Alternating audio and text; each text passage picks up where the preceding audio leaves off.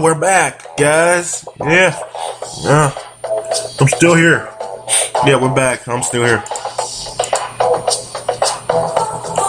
So, what if I call Seth now? Seth.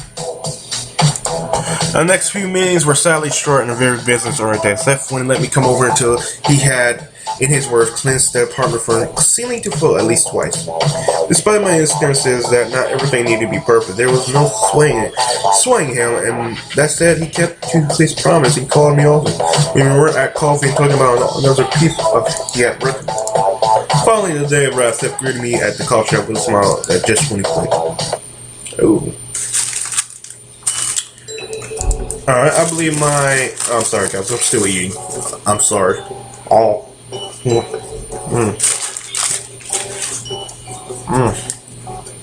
1 minute.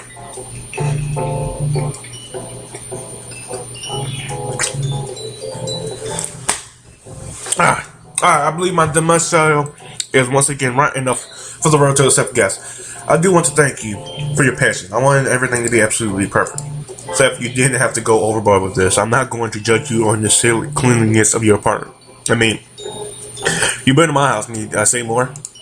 Can I just go a little overboard? I mean, you're helping me for Friday. I've been more prolific rather than I have been in years.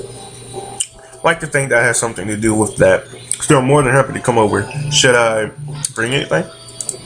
I'll leave the completely up to you. I said everything covered, but I'm certainly not advise you to adverse to your personal touch. Alright, then I'll give it some thought. Where are we going over another story? Your bag doesn't seem to be bulging with notebooks as per usual. No, not today. I've been a little too busy doing some other last minute things before tonight. I wanted to make sure that everything was just right, and I forgot to write anything recently. Aww. I was hoping to see what you had come up with next. I particularly liked the last bit of the short fiction you did. Thanks. I was trying something new with the narration approach, and glad to hear that you like. I've also been talking your ear off about writing lately. How are things with you? Oh, well. Great. I've been hearing back from a few places about a job, trying to stay active as possible. Aside from that, not much else. My day is fairly mundane. Better a comfortable humdrum life than to live ancient Chinese curse, as it were. I'll get by. Kofi's been asking if you're going to stop by again. He seems to like you quite a bit. I like him too, even when he gets a little flirty. I can see why he's a big part of your life. There has been one thing that you haven't talked about. Did Nick's agents ever get back in touch with you? Not yet. Things do take time, and I know there's no way to rush. It's just that the waiting is agony. I'll do my best to distract you from that as much as possible tonight then. Should I come in my suit and tie? Black tie is completely optional, though I imagine you in a suit is a very pleasing image. You should see me out of one. If you think I look good in anyone, you should see me out of one. My eyebrow must have been too much for him as he snickered in his fall. Does that line usually work on people? The law of averages suggests that it will eventually. I'll just have to keep trying. I must say, you are certainly overselling the day here. I feel as though I'm going to be completely underprepared for what you have in store. I wouldn't say completely, but I do hope to inspire some of all. Is there anything I should bring, anything I should do to prepare myself for this experience? Being that this is the first real day we had, at least in my humble opinion, I've got a great list to make it self-sufficient. All I require is your tennis at thickest at my place. Which, may I point out, you still haven't told me to adjust your location. Alright, I suppose I should get a little ahead of myself there. He fetched through his bag for a moment and produced a slip of paper, quickly scribbling down his information. Now, do not follow in my footsteps and throw this in the wash. If you're late, I'll call and check in so you keep your phone on. Yes, sir. Yes, sir. Yes, sir. If we don't have any writing to critique, then do you want to grab some lunch or something? No dating until tonight. I don't want to spoil it. It's just lunch. We can chat about non-romantic things like their weather or current state of sports ball. Besides, it's not your appetite. You can't have too much dating and then not want any more. At least I hope you can.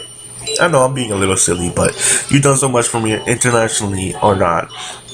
I want our first serious day to be perfect. Alright, just don't get your expectations too high. We're both only just people after all. He smiled at me, taking my hand in for a moment. It was nice just to be together in one place without obligation. That was what worried me the most about tonight. What he might be expecting. I never considered how dangerous it is might be dating a guy who likely got most of his ideas from reading romance novels. I promise it's all well in hand and comfortable level of hope. He glanced up at the clock of the counter and his smile shifted suddenly to a look of sign. Is that the time? Sorry, Master. Like I need to run. Just a few things I need to finish before our date. Now you go. You got the time and address. I nodded, patting the pocket where it's affordable. Good. Now I expect you to be promptly. I got plans. They are very time specific. I'll be at your door at 6 on the dot, probably, with bells on. Stick with the suit unless you're only wearing the bells. He got a bit of a blush out of me, both from his comment and the soft peck on the cheek he gave me before he stood up and placed a tent on the table. Oh, what the hell was that? What? His eyes just floated there. His eyes just floated. Okay. Coffee's on me today. I'll see you tonight. I sipped slowly at my coffee, nursing it and growing knot I felt in my belly. My whole relationship with Seth so far has been on seamlessly strange account after another. I can only imagine what he had planned for today. Still, I wasn't about to pass up the chance to find out. Now, that when I made finding out more about this adorably aesthetic of feeling. Oh my god, he's so cute. Of course, without our critique session, most of our afternoon was empty. Cody was out with some friends, and I had the house to myself. I could only putter around for so long before I found myself staring at the closet and wondering what should I wear. Look for my suit. Look for something else to wear. Look for my suit. He did say suit. Let's be nice. It had started as a joke, but once I spotted my suit hanging in the far corner of the closet, I began to consider it. I thought, Seth, what's going on? Watching it out. While I wasn't a perfect fit, I changed a bit since I last wore it. I still look quite nice on me. Smooth tailored lines recently flagged out my form. Tucking on myself, clean up, dressed, and looking my best, my thought drifted back to the day. Seth said I don't have to bring anything, but maybe I should. Bring wine? Bring flowers? Skip it. I'm gonna bring one. A nice bottle of wine will probably make a good day gift. I couldn't swing by the store on the way to his place to pick up something, of course. He had told me what was on the menu for that. I just have to wing it. Once I got myself together, I made my decision. I looked at the door, looked down at the clock. I was getting awfully close to 6. I hadn't left yet. I grabbed my keys, locked the house. I was getting into my car. Oh no, just head straight there. Right, I'd be cutting too close as it is. I decided just to head straight. The traffic was lighter than I expected. After I found a good parking spot, I glanced at the clock in my car. It was still 10 minutes early. I made my way through the lobby and up to the wall, pulling over. It appeared that Seth had been kidding about being a trust fund kid. The apartment building itself was rich than my home. Once I got down to sorry about that. Cousin, nephew, and niece is over here. The apartment building itself was reserved with my home. Once I got into his door, I was checking the note twice. I knocked. Just a minute. I heard something scrabbling. A few muttered. The fuck are they doing? Muttering expectation, and finally the sounds of metal pants colliding with wooden clipboards. It was about to express my concern when Seth opened the door. I'm pleasantly surprised to see that I was right. Via the suit. Very dapper and flattering. You should wear it more often. Wow, I'm dropping frames.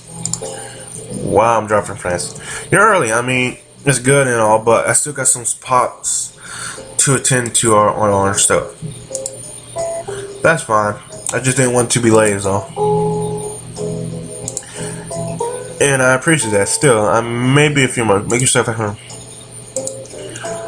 Once inside, it was clear that Seth wasn't kidding about his apartment, despite rather posh exterior of the building. His own apartment was very sparsely furnished, aside from a few pictures and a bric-a-brac. The hell's a bric-a-brac? The living room held only a couch, a coffee table, and a TV on the stand. It's nice, simple, clean. Seth smiled at me before sitting down, steaming pot on the small room chair, devoid of any sense of that a person actually lives here. Everyone got their own taste. Speaking of which, where did you learn how to cook? It smells delicious. Thanks. I cannot take all the credit, however. Most of it goes to the cooking channel in the cookbook I snagged from the library. Of course, I wasn't sure what you might like to eat, so I may have gone a little overboard in terms of availability of dishes. That's alright. That's why they invented reusable containers and microwave reusable containers. He juggled and took my hand, and even took the spread layout table. Again, he wasn't kidding. There was half a dozen dishes crammed into the small space. Rolls were neatly nestled in a basket, and there's three different types of spreads, from savory to sweet, laid out on the kitchen counter. Oh my god. You made all this for just two of us. Turns out, being rather new to cooking, I wasn't aware of portion size. I thought it was quite a bit of food when I got to ingredients, but I guess I'm assuming it would condense or reduce, whatever it is the chefs to do with the food. Man, I could take leftovers and you still be set for a while. Be sure to save roaster dill. I baked 3 dozen cookies. I went behind such hardcore. Not that I was a classically trained chef myself, but I couldn't even finish the thought before I burst out laughing. Next time you should pay closer attention to the recipe. I'll probably save you some money on your grocery bills. The two of us dug in, filling up our plates. Heading back to the coffee table to eat. It was exciting and relaxing. A host of emotions all at the same time. It was easy to forget my anxieties and all, and just lost myself in the moment. Oh, Seth was equally chatty, discussing his manly attempts to inspire himself, seemingly crazy last week, going into hopes of broadening his horizon. I can't speak today. I'm embarrassed to say that I actually drank half the bottle. The revolting taste still haunts me, even after 12 full cups of mouthwash and a handful of mints. I still never to go anywhere near fresh seafood.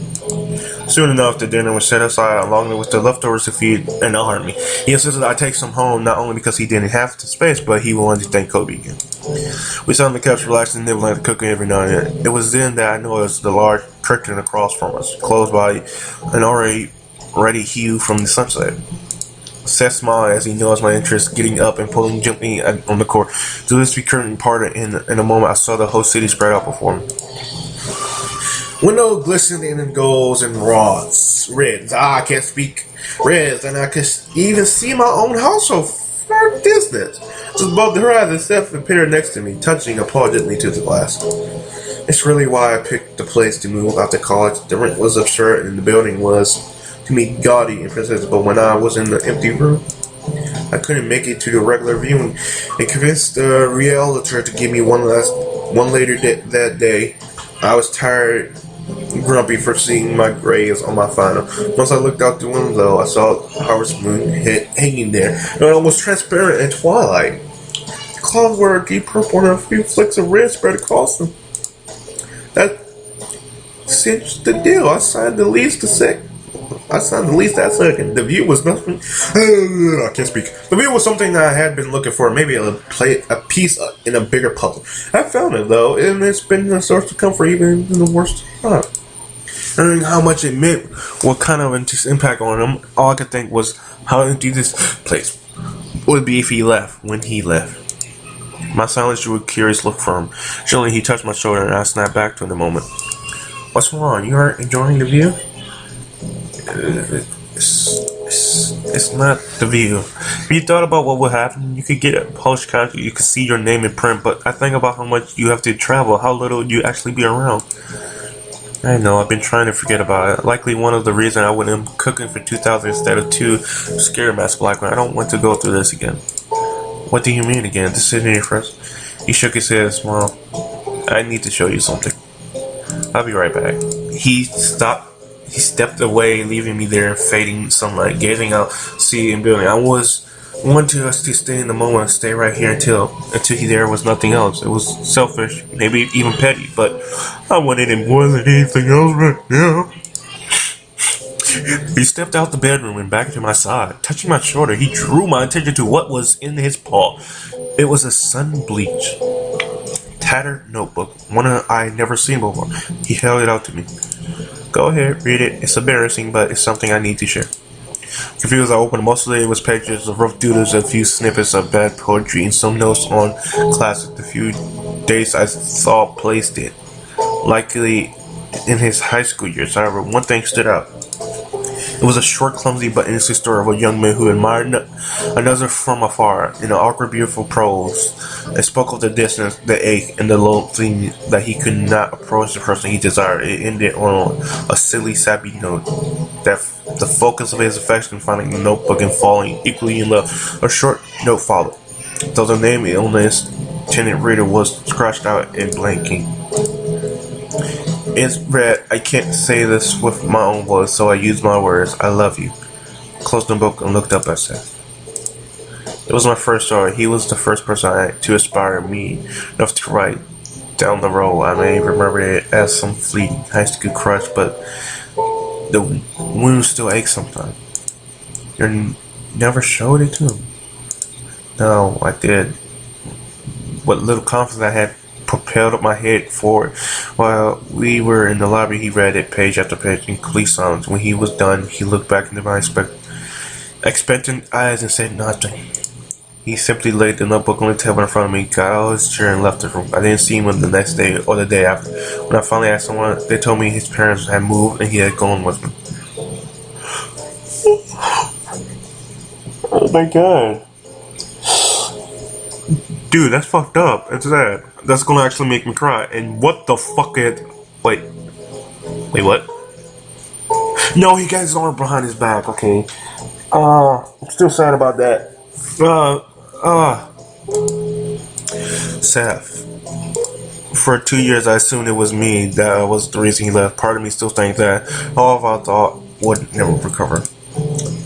The folly of the youth, the power of installation. Maybe you were more right than you thought. Maybe my experience would be better spent on romance novel. I wanted to say something to turn the conversation away from town. I opened my mouth to speak, but halted when I saw Seth's lips spread into a smile. What I wanted to say when I'm saying as awkwardly as I did in that number is that I care about you, and that intentionally or not, you drew me back out of the haze of loss and regret. You were enough to draw a whole book out of me. You're the reason I'm here, that I even got here in the first place, and I'm not going to let you go. Not like I did the last time I had this chance. He stopped forward and slid his paws into my hands, pressing himself close as he kissed my cheeks softly. So, let's forget about it for the moment. Let's just enjoy this for a few more minutes before you practically end my anxiety by bringing it back up.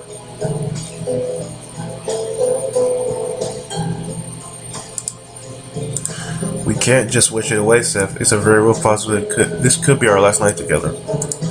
Even if it was, I'm not saying we spend it tomorrow. All I want is right now for you to trust me. Stay here with us. Besides, it seems to remember our celebration required more than just dinner. I promise dancing too. Releasing my hand from amongst his paws, tapped the button on the TV stand. With her hiss out and a word, a soft, simple melody began to play it. Over here, speaker. His paw slid back into my hand and squeezed softly as he drew close to me and began to sway in slow motion. It's not the same music as the club, but... Oh, that's good music. Well, at least we can talk over this. I squeezed his palm on my eye softly, drawing him close, and as the two of us began to glide across the soft carpet floor, his eyes remained locked on mine, glimmering in the dimming light. As all but the dance played it from my mind. It didn't make any ease holding him close to me, flinging his silken fur against my skin. I didn't want to lose it, but could I go in consciousness? Be so selfish. Seth lowered his head, pressing his cheek against my chest, purring softly, almost humming with the knees. I couldn't help but smile in return. Was crushed short when the music stopped. Our bodies still pressed close, but something stirred enough for me. I embraced. I glanced at the clock and sighed softly. Please don't leave. Yo, I didn't want to leave. I don't want to. I hope you know that by now. But dinner's over. It's nearly time. Stay here for the night. Stay with me. You're beautiful, Max Blackwing. Intoxicating, amazing, and 100 words. I know, but I still just fall short of my tongue. It's not fair to use your your rightly wires on me, you know. You know what I say in the moment, in the perfect moment. I say, fuck, what's fair? I say, I want you, Max Blackwing. Do you want me to? The words caught my mouth and my body tastes as he lifted his lips upwards and pressed them firmly against my arm. His paw released my hands, wrapping around my waist and folding over the other small on my back. It had been long since I felt this. The aching need for another, the passion embrace. My own hands came out of the rest of his shoulders, cupping them and pulling his body even tighter against my own. A gasp kept his lips, swallowed eagerly by the tongue before it could escape. Seth's body trembled against me, his paws drifted smoothly down along the curls on my backside. My body twitched as the sensation as my once comfortable clothes grew tight and okay, heat rolled off us in a wave, fueling by our needs to desires. His paw held me lewdly, his tongue bathing in my own in the sweetness of sugar and spice. I drew my hands beneath his shirt, lifting it upwards to the sound of a native moan leaping from his throat. His own paws drew upward, tracing along my waistband, gently undoing it. That came across the feel of his fur. Once I had my arousal exposed, it shivered down my spine. What? Our lips finally parted, a cool rush of air pouring into our starving lungs. I looked down, seeing his paw slip over my sensitive flesh, squeezing soft. I moaned, the heat burning with me, as my own head slid beneath his waistband over his shoulders. Well, I like where this is going.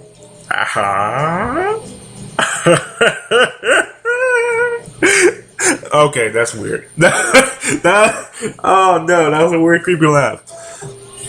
Okay, it was as if a dam had burst. My knees were overwhelming my senses. It was no longer about loss, but the moment slipping away. It was about us together in all the ways, exploring each other. We fell back upon the couch in the sun and watched the frame groaning beneath us as the cushion caught our fall. My lower half laid bare. What little had separated us, now scattered across the carpet. It had broken Seth Hunger's grasp on me long enough to pull his shirt from his body and discarded it amongst the undergarments. Oh, Max Blackwing. Oh, Seth. Oh. Okay. I'm just getting weirder the more I read. My lips fall off. Alright. Oh my god, he's so cute. Alright, my lips saw his hands again, touching long enough to catch the moan from my head cresting down along his still closed thigh. My fingertips blade throughout that perfect fur, and watching as his head arched, backing out the kiss with a gasp. His paws slid along my shoulders, over my chest, and down my abdomen. His hips arching against me with each squeeze of his creamy white thighs. Lifting my hands away from her moment, I removed and discarded my last garments before slipping my paw around his waist and pulling his close against me. Our lips met the lurid time, hunger, and need for kissing between tongues twisting and twirling around each other. My hands fell from his thin hips, and with a smooth pull, I slid the remnants from his lower half to each other. In the cooling night air, I put him close. Well, I mean, I can't be. Well, that is already PG. I'm not gonna do those sounds. I'm sorry, guys. I'm not gonna do those sounds. Oh my god, he's so cute. Seth grew bolder, pressing his warm fur against me. Our thoughts touching as he surrounded my little foot and his silken fur. I let loose a strangled cry, my hands grasping his hips firmly in reply. Against each other, we rose and fell, caressing each other, contouring and exploring every curve. The couch processed beneath us, only just bearing our weight as we touched and licked, thrust and squeezed each other with a passionate need. Am I gonna mute this again? Oh, okay, hold up. Let's prepare. Wow. So, recording got broken. I'm gonna try to recover it, but let's keep going.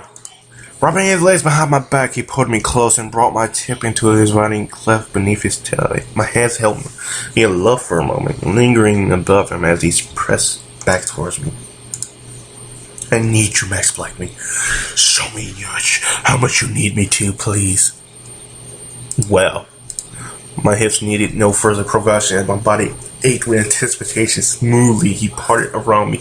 As his tightness grew nearly inevitable, every inch was squeezed, stroked, and the velvetly virgin grabs. My fingers flexed against the cushions that he urged me for in deeper within. Oh, goodness. Oh, goodness. Our passion at a peak. I thrust smoothly and steadily into Seth. Every yielding drew a gasp from him, and every withdrawal a whimper. His hips rolled eagerly against him as his own left bobbed and spluttered between those soft, muscly thighs. Damn. Damn. That ass. Alright. The sun dipped just below the last building. Oh my god, those noise in his face. Oh my god, I can't. Okay. Wake up, come on. The sun dipped just below the last building, casting its remaining crimson rays across our passion lovemaking. I watched the light fade into the reflection of his eyes, the embracing of night broken only by the twinkling stripping coming to life, in 1,000 windows now glowing amber in the deepening dark.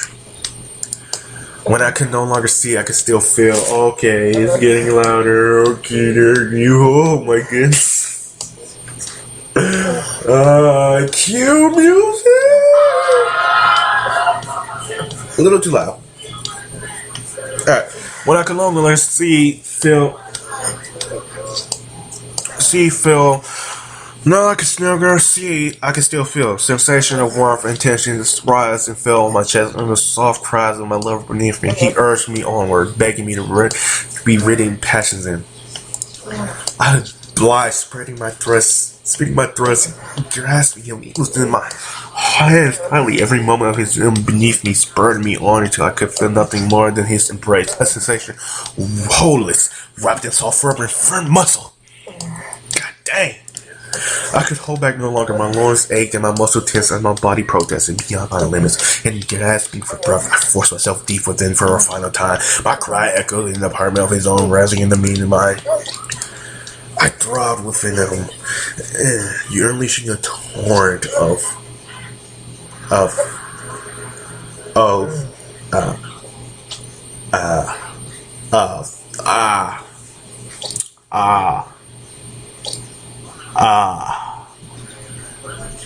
Hi, Seth. How you doing, buddy? Yeah, you had a great time.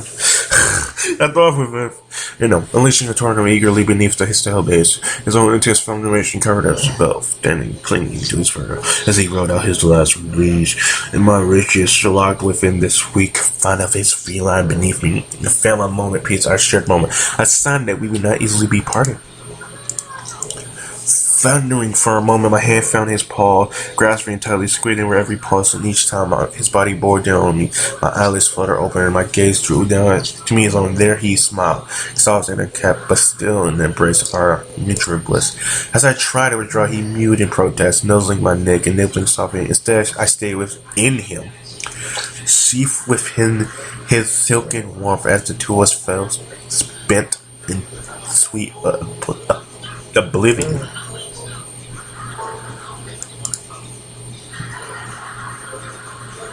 Wow.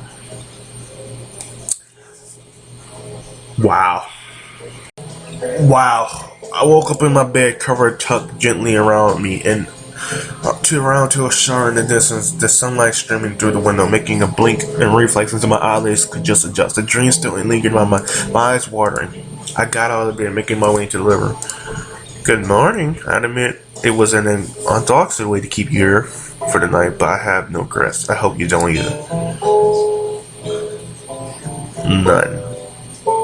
None at all, beyond the obvious lack of toothbrush on my favorite body wash. I hope we could rectify those issues soon. I laughed for a moment, stopped only as I watched Seth's expression fall, his gaze and lingered at something beyond my shoulders, and as I turned to look, I also drew quiet. The tiny white box atop his edible near the door gave off a steady red blink at a regular interval. It mean he had a message, and both of us knew what that could portend. I saw the caller ID this morning. It was from Donna, Nick's agent. Shouldn't you listen to it? I mean, you come so far, and choked on the ceiling, swallowing the words that I didn't want to hear. I don't know if I can. I can only meet change and uphill. I don't know if I'm ready for that particular part of my life.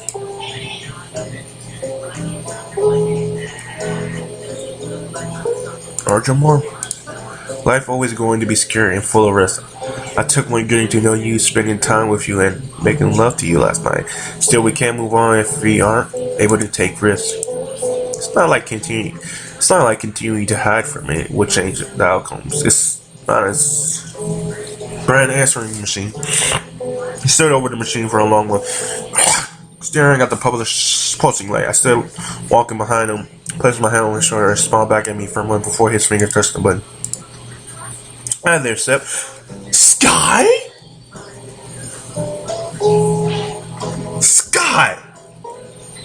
Sky! Hold up. That is Sky. Hi there, Seth. This is Donna from the Independence Literary Agency. Nick had passed on a section of your work to me, and I was calling to discuss it with you. Sky? We both held our breath. My throat drives away to see my entirely woman's to be an entirely from a woman's voice to continue. It's surprisingly good, particularly for an early draft. Don't get me wrong. It needs an editor, but I think it's not something we can do for you. Please come by the office sometime today before 1. I'll let my representative know it's just if you can make it. Call me back as we did it. We actually did it. Oh no, you did it. You're the wife. Seth turned to face me, smiled, pulling the middle of the face. No, I mean we. You are in this too, remember? I chuckled to myself and glanced away at the clock. It was just a little past 11. Well then, I guess this half of us we should get into the shower. No good showing up to our new agency naked in this Eve. That's the spirit. I'm afraid your suit was a casualty of our reaction time. Like there isn't time to run into the cleaners. That's alright. I'm sure we can scrounge up something. The feeling of the wall mortar eased my ankle muscle. It did a little. A surge did not in my stomach though. My current unemployment position might make this easy at the start, but I couldn't rely on Seth alone. Where would we live? What could I be doing? Took a deep breath and let the thoughts wash away down my drain. There would be a time special later. For now, I was going to help Seth achieve his dream. That much was enough for now. Clean dress and you're still naked. Hey.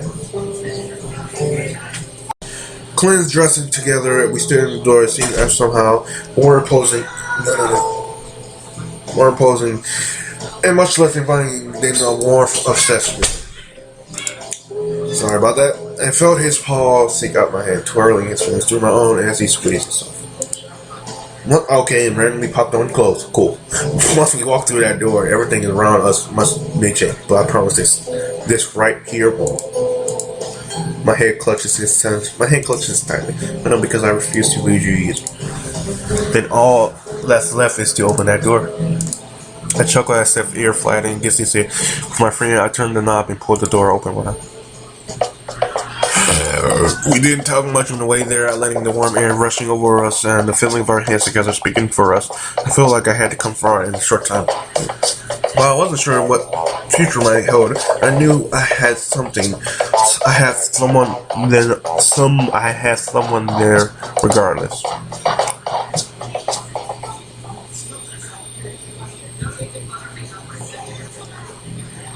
Well.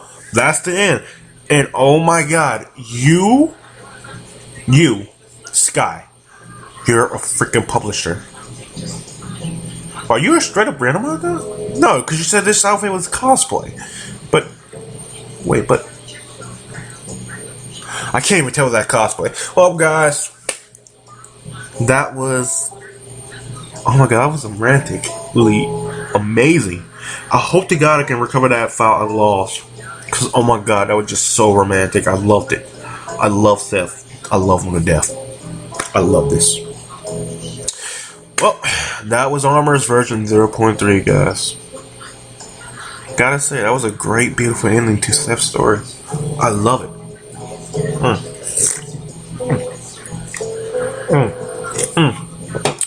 So, Kobe's story's down. Seth's story is down. Now we gotta go for Jack's. Alright. So click anywhere to return to the game. Bam.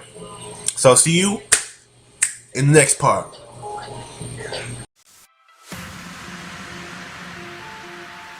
A glimmer of hope, it shimmers so bright. When I am all lost, it guides me through the night. When my faith is dwindling and I just want to know the truth, there's no one else that can be that light but you.